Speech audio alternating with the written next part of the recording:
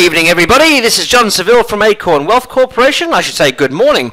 This is your executive summary for stock setups for today, October 29th. And we had a great day in the market, of course, yesterday, Wednesday. We had talked about quite a few posts which we'll review in a moment. But to start things off, we'll obviously have a look at the S&P 500. Now, we broke out through this kind of upward channel here.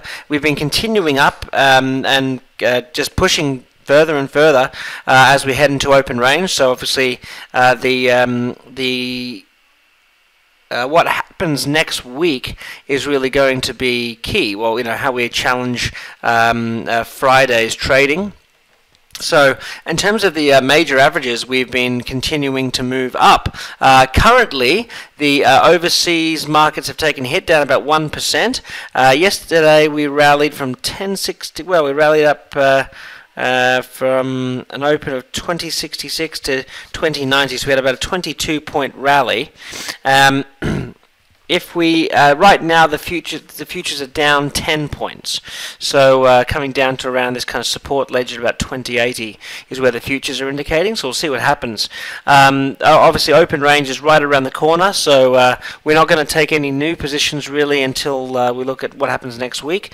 But despite the market's bullish action, the big one stocks, the ones that we have been holding, that we felt, again, I'll reiterate this. I've been chirping about this all week. We saw huge results from STX. We saw huge results from QLIK and many others, and the PII. I mean, we're dealing with triple-digit plus overnight returns, and those have been stuff that we felt that regardless of the market, they would go down. So again, we say this is not a stock market; it is a market of individual stocks. So a good trader should be able to make money shorting a bull market and going long a bear market. So obviously, if the market goes in your favor, you might make even more money. But the good thing about the way we trade is we look for individual patterns that are gonna profit for us. So obviously, one of the stocks that we'd highlighted as a short was AKAM, and we'd alerted the $67.50 puts,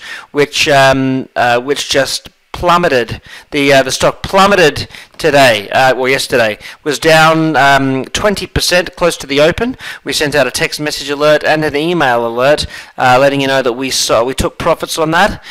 So we sold that this morning, and right at the bottom basically ended up closing at a 16% drop versus the 20% where we'd sold it at in terms of the drop of the stock. But the returns on the position were awesome. Hopefully people were able to take advantage of this depending on where you got in at.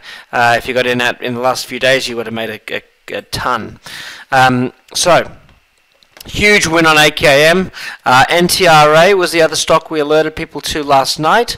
Now this was the long. We selected the $12.50 puts. They're at 60 cents. They went as high as $1 in yesterday's trading, so up significantly. I took a position in this myself. I'm really excited to see how this goes. Now this could get knocked along with the rest of the market, but I mean, that's fine. This is a hedge against the shorts that I hold, and this has individual strength. So, and these are also June calls that were very cheap.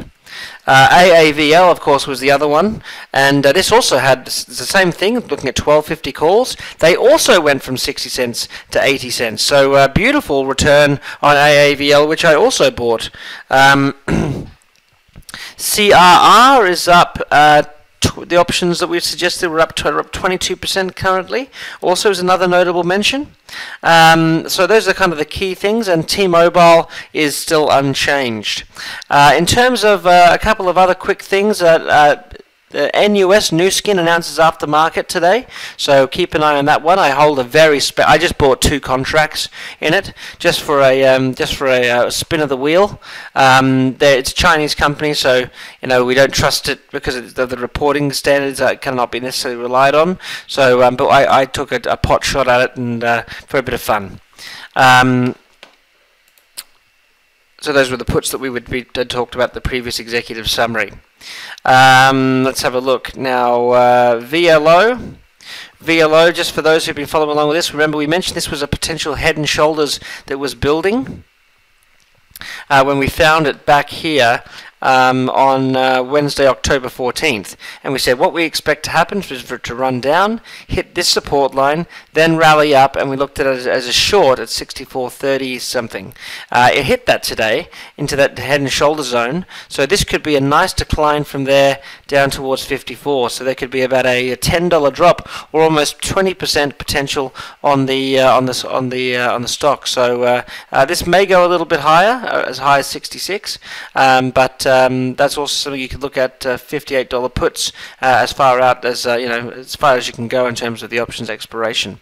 So that looks really interesting, and played it right into our hands so far. So because we predicted all this, both turning points and how it would shape up, so far this gives us extra confidence that this head and shoulders is there, and this could very well be a nice decent play. Of course, we've got to keep it could be possibly a rising or expanding channel, so there's always that potential also, but so far so good. And last for tonight, UEC, or this morning, time zone difference, UEC. I've been eyeing this up for a while. I mentioned that I liked this one, and this could be about to break. So obviously we've been highlighting that in our stock trading newsletter, but this one could be just about to go.